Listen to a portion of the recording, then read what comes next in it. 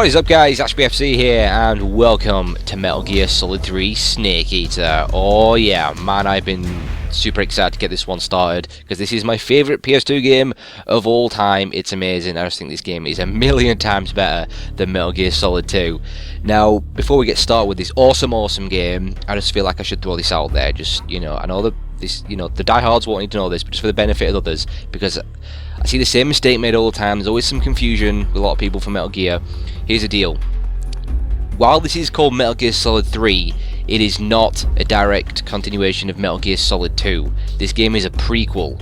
It takes place for all the other Metal Gears. It comes first on the timeline. It takes place in 1964. In this game, you're not playing as Solid Snake, because Solid Snake hasn't even been born yet. You're playing as Big Boss, who is Solid Snake's dad. Solid Snake is a clone of Big Boss. So it's confusing because they look exactly the same and they sound exactly the same, and they both use the codename Snake. So I do understand how people are being confused, but they are two different characters. They are not the same. So yeah, you play as Solid Snake in Metal Gear, Metal Gear 2, Metal Gear Solid 2, and Metal Gear Solid 4. You play as Big Boss in this game, Peace Walker, Ground Zeroes, and the Phantom Pain. So there you go. I'm throwing that out there. Hopefully that's may have helped some of you out there. So also, this is the Subsistence version. I can't remember exactly what all the differences are. It came on like 3 discs, but this one has a 3D camera, which is so much better than a fixed camera. So yeah, and I'm also running it on the PS2 emulator. It seems to work fine for the most part. The subtitles look a bit weird, but other than that, it doesn't seem to have any major issues. If there are any issues, I can just switch to the HD version, which I have on Xbox 360, but I think it should be alright. But anyway, we've got a crazy long intro like we always do with Metal Gear, so let's get going. God damn, I love this game. I really do. So, new game. And here we've got some options. And I like Metal Gear Solid 1. It's my favourite game of all time. So, let's go with that.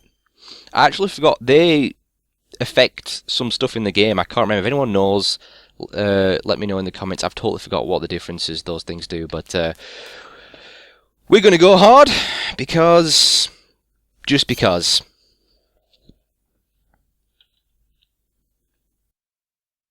After the end of World War II, the world was split into two, East and West. This marked the beginning of the era called the Cold War.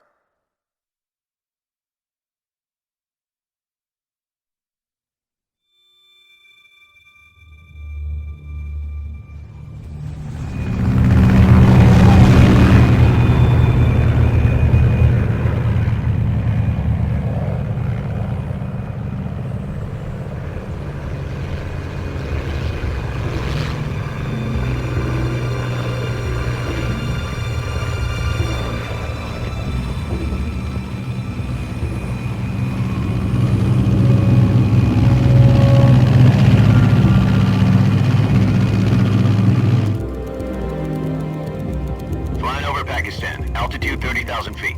Approaching Soviet airspace. 20 minutes to drop off. Commencing internal depressurization. Equipment check. Arm main parachute. All right. You ready to go?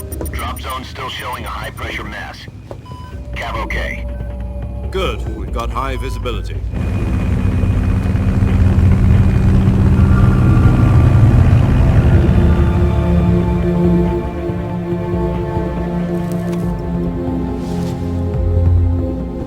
Put out that cigar. Connecting oxygen hose to interior connector. Put on your mask.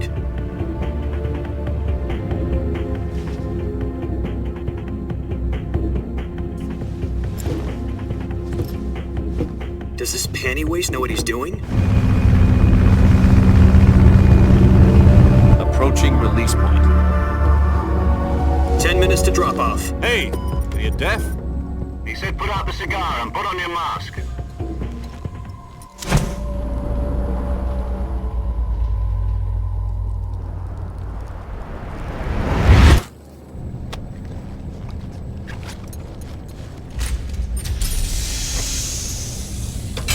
Depressurization complete. Checking oxygen supply. 6 minutes to drop off. Opening rear hatch.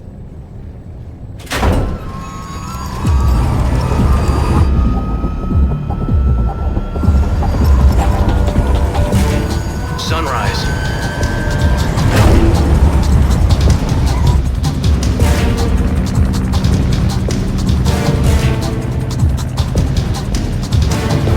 Temperature minus 46 degrees Celsius. 2 minutes to drop off. Stand up.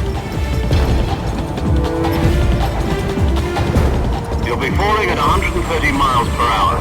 Try not to get frostbite from the wind chill. 1 minute to drop off. Move to the rear. Activate bailout model. This is one for the history books. The world's first halo jump. 10 seconds to drop off. Stand by. Status okay. All green. Prepare for drop-off. Countdown.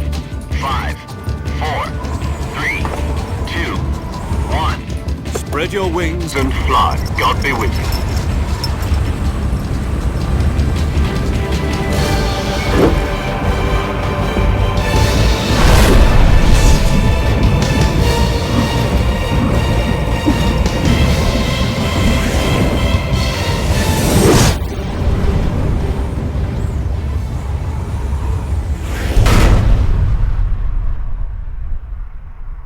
Directed by God himself. Jack, I've got some important news. The head of the CIA has finally given us the green light for the Virtuous Mission. Virtual Mission? No, the Virtuous Mission. The future of our Fox unit depends on it. If it succeeds, we'll be officially organized into a unit. Virtuous Mission? Sounds like some kind of initiation ritual. Don't get cocky. This isn't a training op. Right. So what exactly is this wonderful mission? Well, about 2 years ago, a certain Soviet scientist requested asylum in the West through one of our moles. His name is Nikolai Stepanovich Sokolov. He's head of the OKB 754 Design Bureau, one of the Soviets' top-secret weapon research facilities, and the East's foremost expert on weapons development. Sokolov? Isn't he that famous rocket scientist? The very same. On April the 12th, 1961, the Soviets achieved the first manned spaceflight in history. The Earth was blue, but there was no God. Well spoken. The rocket that carried Yuri Gagarin to orbit was the A-1, known as the Vostok rocket. Sokolov is said to be the man most responsible for the multi-engine cluster used in that rocket. After Gagarin's flight, Sokolov left rocket development to become the head of the newly established Design Bureau. From a lowly technician to head of a design bureau, that's quite a success story, so why'd he want to defect? It seems he'd become afraid of his own creations. Afraid? Call it a crisis of conscience. And for that, he left his country and his family behind and went over the fence?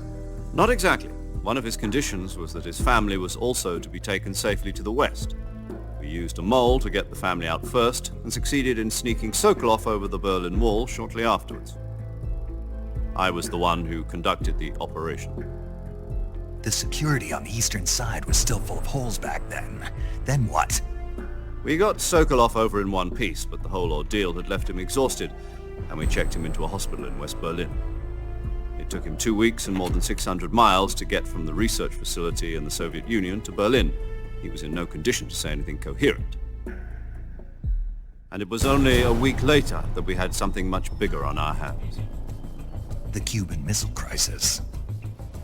October the 16th, 1962, President Kennedy received word that the Soviets were in the process of deploying intermediate-range ballistic missiles in Cuba.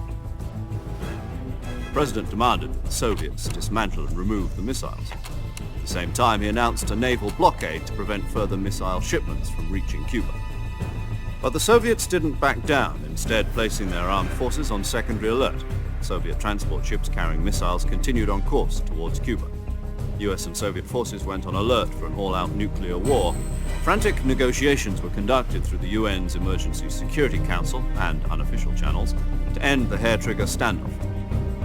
Finally, on October the 28th, the Soviet Union agreed to remove its missiles from Cuba, and so the world avoided a nuclear holocaust. But in order to get the Soviets to pull their missiles out, we had to make a deal. You mean the one where the US agreed to remove its IRBMs from Turkey? No. The Jupiter IRBMs deployed in Turkey were obsolete, and we were going to get rid of them anyway. They had no strategic value whatsoever to either the US or the Russians. The Turkey deal was a ruse, a cover story that was fed to the other intelligence agencies around the world. So what did the Russians really want? Sokolov. They wanted us to return Sokolov. You mean the Soviets pulled out of Cuba just to get their hands on Sokolov? That's right. What the hell was he working on? At the time, we had no idea. We were running out of time. It was either give up Sokolov or risk full-scale nuclear war. In the end, we had no choice. President Kennedy gave in to Khrushchev's demand. The next day, I got Sokolov out of the hospital, handing him over to agents on the eastern side. Sokolov kept on screaming, "Save me," until he disappeared from my sight. Then a month ago, we received some new information from one of our moles. About Sokolov? Yes. He was taken back to the research facility and forced to continue working on the weapon in question under KGB supervision. What's more, it's on the verge of completion. So what kind of weapon is it? Something to do with space rockets? No, missiles. Same technology. I guess you're right. We don't know the details, but it appears to be a new kind of nuclear device. For half a year now, the Soviets have been conducting frequent nuclear tests at Semipalatinsk. Something to do with the weapon, I assume. We're talking about a secret weapon so big that Khrushchev was ready to pull out of Cuba to get it back. Is Sokolov still in the facility? No, according to our intelligence, he's in Selinoyarsk, a place in the mountains about 3 miles to the west that's known as the Virgin Cliffs. The Virgin Cliffs. Nice name for a virtuous mission. They moved him there just recently. Why? Apparently, they're conducting a field test of the weapon, but it's our best chance to get him back. This mission would never have been possible if he was still in the research facility. This is our last chance. Sokolov must have known that too when he contacted us.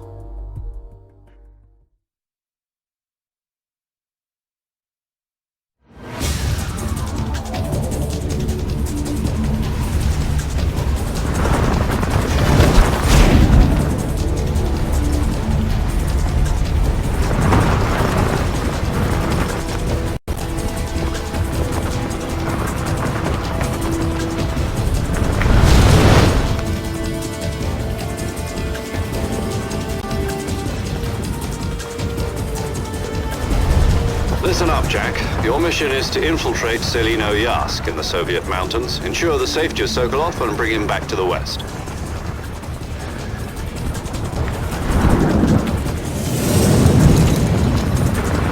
If we don't get Sokolov back before that weapon is complete, we'll be facing a major crisis.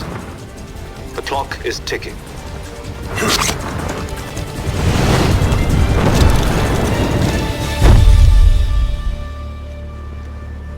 Once we've confirmed the rescue of Sokolov, stand by at the recovery point. A recovery balloon will be dropped at that point. Helium will be pumped into the balloon to inflate it. The process takes about 20 minutes. Once it's complete, the gunship's arm will latch onto the balloon and pull it up. The Fulton surface-to-air recovery system. I'm familiar with the theory. Take it easy. It's been combat-proven. Do you think Sokolov is up to it? The shock will be less than during a parachute jump, and the arm can handle up to 500 pounds. So you're planning on going over the border in a single combat Talon? She's equipped with 2 6-barrel 20mm Vulcan cannons, as well as 2 40mm machine guns. Sounds like she could hold her own against a battalion of tanks. Even with the fuel in the reserve tank, we're facing a 4-hour time limit. If all goes well, it shouldn't take more than a few hours. Home in time for dinner. But if anything goes wrong, you'll be eating dinner, breakfast, and all the rest of your meals in the jungle.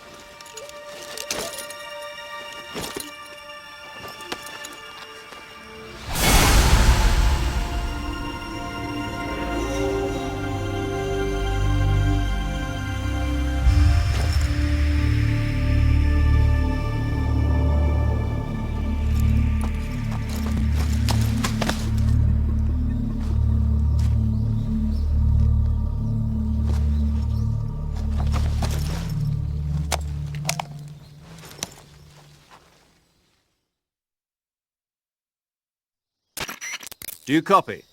You're already in enemy territory, and somebody might be listening in. From here on out, we'll be using code names to refer to each other. Your code name for this mission will be Naked Snake. I'll be referring to you as Snake from now on. You're not to mention your real name. Snake? What, you don't like snakes? What do you mean? You've eaten one before, haven't you? In survival training? I'm glad to hear that. I don't know if I'd ever order one in a restaurant, but... Be careful, you might not have a choice. What about you, Major? What should I call you? Let's see. I'll be Tom. Call me Major Tom. This will be a sneaking mission. You must not be seen by the enemy. You must leave no trace of your presence. Is that clear? This kind of infiltration is the Fox unit's speciality. In other words, weapons and equipment are procured on site. That goes for food as well. You're completely naked, just as your name implies. Great. Now I see why you asked me if I like snakes. I suppose calling me Snake was your idea of a joke, too. No. There's a good reason for that. I'll tell you later when the time is right. Gotcha. Getting back to the subject, how exactly am I supposed to feed myself? You've been issued a knife and a tranquilizer gun. Use them to hunt for food. You'll also find some medical supplies in your backpack. Yeah, about the backpack. I lost it in a tree on the way down. I see. Well, you'd better go back and get it then. You know where it is? No problem. I can see it from here. It's stuck on a branch. To climb a tree, stand in front of a tree that's covered in ivy and press the action button. I'll be monitoring your progress over the radio. We can't risk violating Soviet airspace, but I'll be in the gunship. My frequency is 140.85. I'll give you a call if I need to talk to you. If you need to talk to me, use the send function. Okay, Snake, go get your backpack.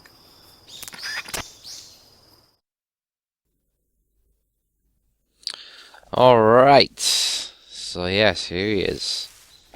Big Boss. Oh, thank God there's no Raiden, huh? Thank God there's no freaking Raiden. Big Boss is just a million times more badass than Raiden. In fact, I don't know who I prefer, Solid Snake or Big Boss. They're both freaking awesome.